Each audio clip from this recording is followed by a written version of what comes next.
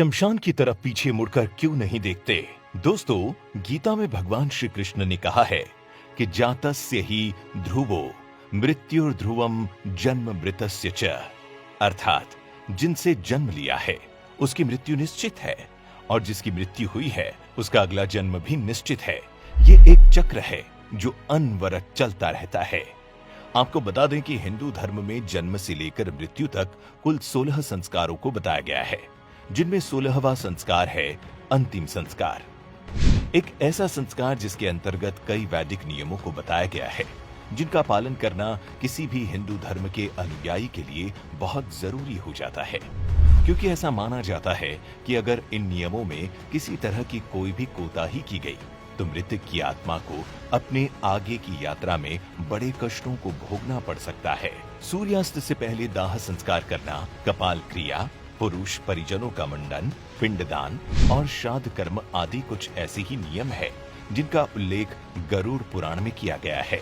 और जिसमें इस बात का भी जिक्र मिलता है कि मृतक का दाह संस्कार करने के बाद उसके स्वजन में से किसी को भी पीछे मुड़कर शमशान घाट की तरफ क्यों नहीं देखना चाहिए। असल में दाह संस्कार के बाद शरीर तो जल जाता है, लेकिन आत्मा का अस्तित्व जीवित रहता है, क्योंकि गीता में उल्लेखित है कि नैनम छिद्दन्ति शस्त्राणि नैनम दहति पावकः न चैनम क्लेदयन्त्यापो न शोषयति मारुतः, अर्थात वो आत्मा है जिसे कोई शस्त्र काट नहीं सकता, आग जला नहीं सकती, जल गला नहीं सकता और वायु सुखा नहीं सकती। वो तो स्वयं मृत्यु से लेकर अंतिम संस्कार तक के सभी कर्मों को खुद अपनी आंखों से देखती है। दरअसल होता ये है कि मृत्यु के बाद भी कुछ लोगों की आत्मा का अपने स्वजनों के साथ जबरदस्त मोह बना रहता है और अपने इसी मोह के चलते उस व्यक्ति की आत्मा अपने परिजनों के आसपास भटकती रहती है,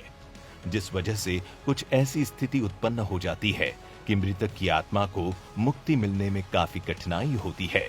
किंतु आपका ये जन्म जानना बहुत जरूरी है कि आत्मा के इस मोह का टूटना बहुत जरूरी है, क्योंकि अगर ऐसा नहीं हुआ तो मृतक की आत्मा का परलोक गमन नहीं हो पाता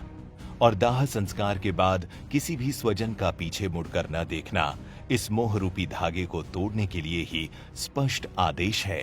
क्योंकि अगर किसी ने पीछे मुड़कर देखा तो मृतक की आत्मा को ये लगेगा कि परिजनों के अंदर अभी भी मेरे प्रति बहुत लगाव बरकरार है और वो लौट सकती है। इतना ही नहीं, ऐसी स्थिति में ये संभावना और बढ़ जाती है कि आत्मा आने वाले समय में उसी परिवार के जीवित व्यक्ति को प्रभावित करे, जिसमें सबसे ज्यादा असर छोटे बच्चों पर पड़ सकता है, क्योंकि ये तो आपने भी सुना होगा कि बच्चे आत्माओं के प्रभाव में जल्दी आते हैं। इसीलिए इस बात का हमेशा ध्यान रखें कि शमशान में लौटते समय बच्चों को सबसे आगे रखना चाहिए। लेकिन ये भी है कि अगर आप शमशान से लौटते समय पीछे मुड़कर न देखने में सफल हो जाते हैं तो आपका ये कार्य उस मृत आत्मा को ये समझने में मदद करेगा कि अब उसका इस मृत्युलोक में समय पूरा हो गया है और अब तुम्हारा जीवित लोगों से और तुम्हारे परिजनों से संबंध तोड़ने का समय आ गया है। मोह के बंधन से मुक्त होकर मुक्ति के लिए आगे बढ़ो, जिसके बाद से ही वो अपने मन को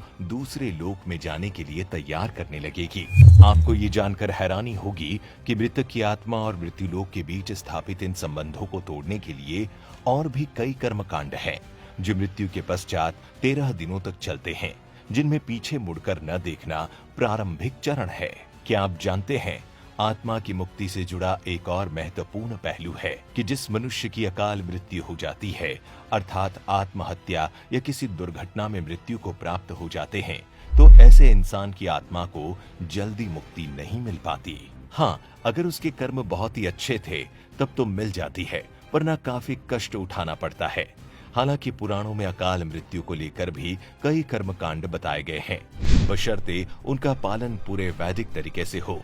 तो दोस्तों, बस इसलिए दाह संस्कार के बाद शमशान घाट की तरफ पीछे मुड़कर देखने से मना किया जाता है।